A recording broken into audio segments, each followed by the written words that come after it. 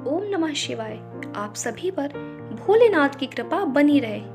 आज की इस कथा में हम जानेंगे कि किस प्रकार शिव पुराण कथा के श्रवण मात्र से देवराज नामक एक दुराचारी व्यक्ति को शिवलोक की प्राप्ति होती है तथा एक चंचुला नामक व्याभिचारिणी स्त्री की सभी पापों से मुक्ति हो जाती है और इस नश्वर संसार से उसका वैराग्य हो जाता है। शौनक जी ने पूछा, हे सूत जी, आपको परमार्थ तत्व का संपूर्ण ज्ञान है।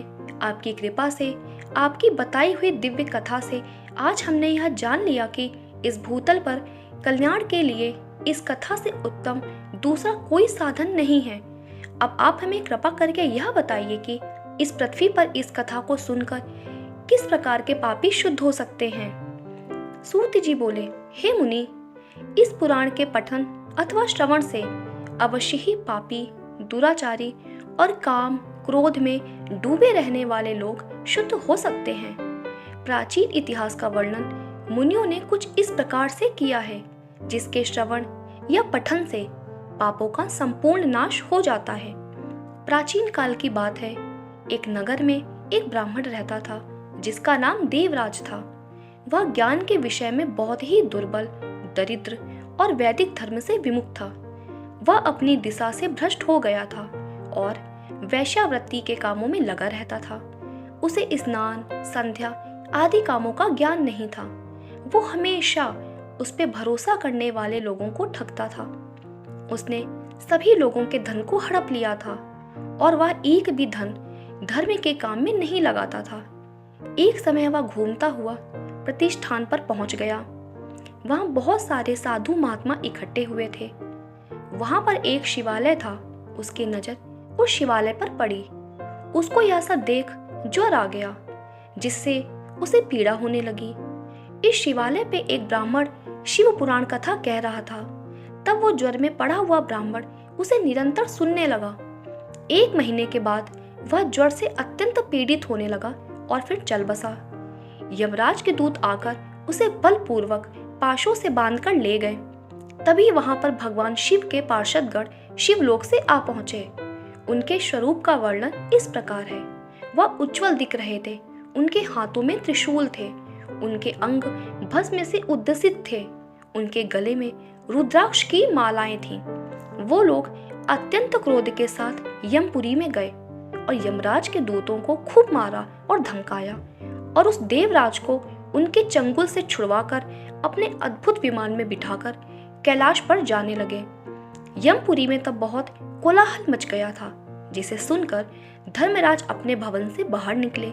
तब भगवान शिव के उन दूत को देखकर धर्मराज ने अपने ज्ञान दृष्टि से सब कुछ जान लिया और उनकी पूजा की। उन्होंने भय के कारण उन दूत से कोई भी प्रश्न नहीं किया और फिर वह दूत कैलाश को निकल गए और वहां पहुंचकर उन्होंने देवराज को भगवान शिव के हाथों में सौंपा।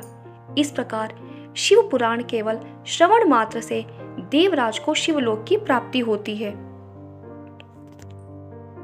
शौनक जी ने कहा, हे सूत जी, आप महाज्ञानी हैं। आपकी बताई हुई इस कथा को सुनकर हम अत्यंत आनंदित हो गए। कृपा करके आप हमें ऐसी अन्य कथाएं भी सुनाइए। सूत जी ने कहा, हे शौनक, तुम शिव भक्तों में अत्यंत श्रेष्ठ हो, अतः मैं तुम्हें गोपनीय कथा वस्तु का भी ज्ञान देता हूँ। एक समय में समुद्र के निकट के प्रदेश में एक वाशकल नाम का ग्राम्य था। वहां पर महापापी द्विज रहते थे, जिनको वैदिक धर्म का ज्ञान नहीं था। वहां पर रहने वाले सारे लोग अत्यंत दुष्ट थे। उनको कोई भी धर्म की वस्तुओं पर विश्वास नहीं था। वो लोग न तो देवताओं पर भरोसा करते, न तो भाग्य पर। ऐसी कुटिल वृत्ति वाले लोगों का मन हमेशा दूषित विषयों में ही लगा रहता था। वे लोग अपने पास अत्यंत भयानक अस्त्र और शस्त्र रखते थे। इन लोगों को ज्ञान, वैराग्य और धर्म का कोई भी ज्ञान नहीं था। वहां पर द्विज के साथ अन्य जाति के लोग भी उनकी तरह ही थे। उस प्रदेश की स्त्रियों का भी अत्यंत कुटिल स्वभाव था।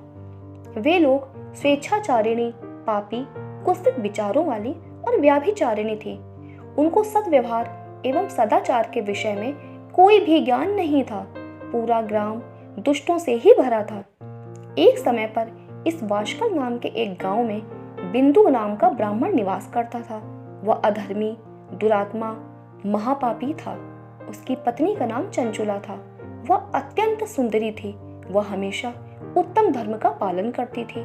फिर भी उसकी पत्नी को छोड़कर वह ब्राह्मण वैश्यागामी हो गया था। ऐसे ही उसके बहुत वर्ष निकल गए।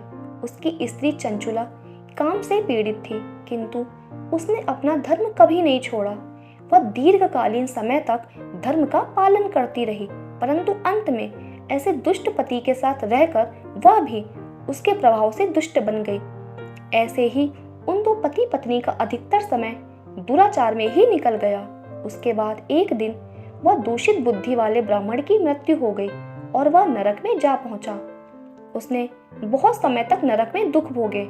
तदनंतर उस दुष्ट ब्राह्मण विंध्य पर्वत पर जाकर भयंकर पिशाच बना और उसकी पत्नी चंचुला उसके बाद बहुत समय तक अपने पुत्रों के साथ रही। एक दिन वह कोई अवसर पर अपने भाई बंधुओं के साथ गोकर्ण क्षेत्र गई और किसी तीर्थ पर जाकर वहां के जल में स्नान किया। वो वहां पर घूमने लगी। घूमते घूमते वह कोई देव मंदिर में जा पहुंची। वहां पर एक ब्राह्मण भगवान शिव की पवित्र पौराणिक कथा सुना रहे थे।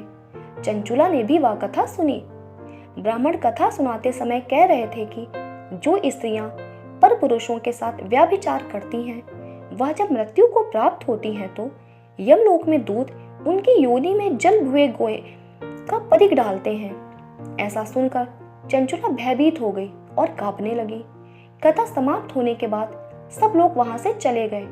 तब चंचुला ने उस कथा सुनाने वाले ब्राह्मण से पूछा, हे ब्राह्मण, मुझे धर्म का ज्ञान नहीं है, अतः मेरे से दुराचार हो गया। आज इस कथा को सुनने के बाद मुझे बहुत डर लग रहा है। मैं यह सुनकर भय से कांप रही हूँ। इस संसार से मुझे वैराग्य हो गया है।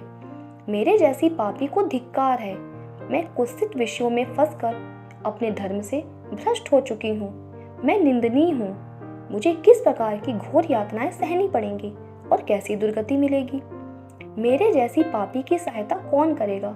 मृत्यु के बाद वह भयंकर यमदूत जो मुझे गले में फंदे डालकर ले जाएंगे, उनका सामना मैं किस प्रकार करूंगी।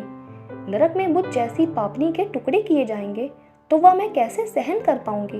मैं अत्यंत पापी हूँ और हर तरह से पाप में दब चुकी हूँ। मैं नष्ट हो गई हूँ। हे ब्राह्मण, मेरे माता पिता एवं गुरु आप ही हो। मैं आपकी शरण में आई हूँ। मुझ अबला का उद्धार कीजिए। सूत जी ने कहा। चंचुला इस प्रकार से खेद और वैराग्य युक्त ब्राह्मण देवता के चरणों में गिर पड़ी। तब उस बुद्धिमान ज्ञानी ब्राह्मण ने उसे उठाया और कहा, बड़ी भाग्यशाली हो कि शिव पुराण के वैराग्य प्रदान करने वाली कथा को सुनकर तुम्हें समय पर भान हो गया। हे नारी, तुम चिंता मत करो, भगवान शिव की शरण में जाओ। भगवान शिव तुम्हारे समस्त पाप तुरंत समाप्त कर देंगे। यह कहकर ब्राह्मण चंचुला को समस्त पापों को हरने वाली तथा सुख एवं सद्गति देने वाली शिव पुराण कथा की महिमा का वर्णन करते हैं। तो दोस्तों, आज की ये कथा यही विराम होती है। उम्मीद करती हूँ आज का ये वीडियो पसंद आया होगा। अगर वीडियो पसंद आया है तो वीडियो को लाइक करिए, अपने दोस्तों के साथ शेयर करिए और इस चैनल पे नए हैं तो इस चैनल को सब्सक्राइब कर लीजिए। आप सभी का वीडियो के अंत तक बने रहने के लिए बहुत बहुत धन्यवाद।